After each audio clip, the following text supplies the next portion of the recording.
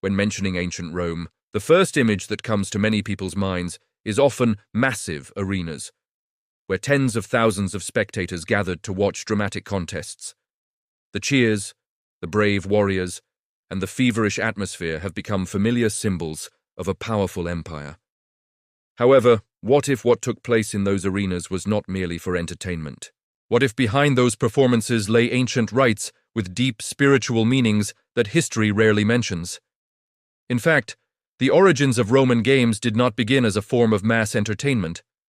At first, they appeared in funerary rituals for deceased members of the aristocracy.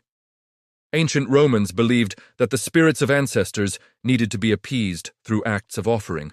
Over time, these private rites gradually became public events, and the arena emerged as an inseparable part of social life. Although the outward form changed, many scholars argue that the original meaning never completely disappeared. The arena was not only a place to watch, but also a space where humans expressed their connection with the invisible world through rituals organized in a strict and orderly manner. On the surface, Rome always regarded itself as a progressive civilization. They openly opposed human sacrifice and considered it an extreme act. Yet ancient records suggest that during times of crisis, such as natural disasters, wars, or political instability, more secretive rituals may have been carried out to seek protection from the gods. Not ostentatious, not widely recorded, but also not entirely erased from the flow of history. One important element in ancient Roman belief was faith in life force. The flow of life was seen as a concentration of powerful energy, capable of connecting humans with supernatural forces. For that reason, battles in the arena were not only performances, but were also viewed as acts of offering. Gladiators, in this context, held a very special position. They were not fully honored as heroes, but neither were they merely forgotten individuals.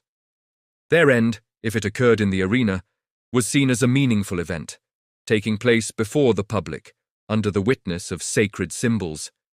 This has led many researchers to raise the question of whether gladiators were living offerings, legitimized under the guise of entertainment.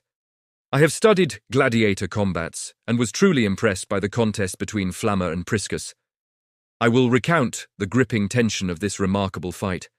On a sweltering morning in ancient Rome, as the sun had just begun to shine through the massive stone columns of the Colosseum, more than 50,000 people arrived very early. No one wanted to miss today's match, because they knew what was about to unfold was unlike any contest before it. On the vast stretch of sand at the center of the arena, two names were being announced. One was Flamma, a legendary warrior who had walked out of the arena alive more times than anyone else. The other was Priscus, a younger and less famous opponent, but one renowned for his endurance and iron discipline. When the iron gates opened, the entire arena fell silent for a rare few seconds. Flamma appeared first. His body bore old scars, traces of countless encounters with death. He had been granted freedom more than once, yet each time he refused it. For Flamma, the arena was not merely a place of combat, but destiny itself. Priscus emerged next. No showmanship, no provocation. His eyes did not seek the crowd's applause, but fixed directly on the opponent before him. It was the gaze of someone who knew there was only one way to leave this place with honor. The trumpet sounded. The fight began. There was no haste. The two warriors moved slowly, watching every movement of the other. Each step on the sand was calculated.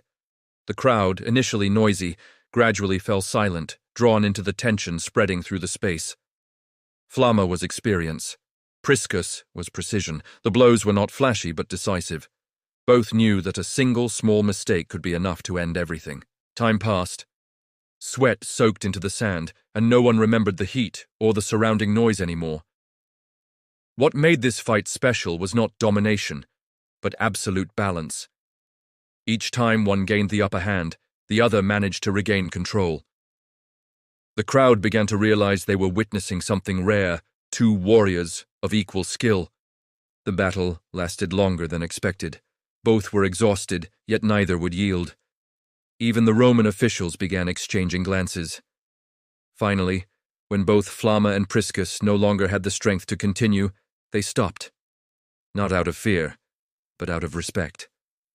The two warriors faced each other, lowered their weapons, and looked up toward the stands. The entire arena sank into silence. Emperor Domitian stood up. Under the pressure of the crowd, who collectively raised their hands pleading for an unprecedented decision, he made his judgment. Both warriors were allowed to leave the arena with honor. There was no winner.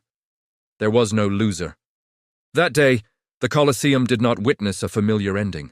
Instead, it witnessed a rare moment in which skill, discipline, and mutual respect were placed above all else. Many historians later believed that this very fight caused Romans to begin viewing gladiators differently, not merely as performers, but as human beings who carried honor and will. And perhaps that is why the story of Flamma and Priscus is still remembered today, the fight that made the entire Roman arena fall silent. Not only humans, confrontations with animals also carried deep symbolic meaning. Beasts brought from all corners of the empire represented the power of nature and ancient forces. Humans facing and defeating them in the arena was seen as a message affirming mankind's position before powers greater than itself. So why are these ritual-colored aspects so rarely mentioned in popular historical narratives? The answer may lie in the fact that history is always rewritten from the perspective of the victors. When new cultures rose, especially when new ideas replaced old beliefs, elements considered ancient or no longer appropriate were gradually omitted. Not because they never existed, but because they no longer fit the image society wished to preserve. Today, Roman arenas still stand as magnificent symbols of the past, yet behind those silent stone walls, there may still be stories that have never been fully told. And perhaps what makes history most fascinating is precisely these gaps, where truth and mystery intersect. So what do you think? Were ancient Roman arenas merely places of entertainment, or were they also sacred spaces whose deeper meaning modern humans have only begun to touch on the surface? Share your thoughts with me and everyone else.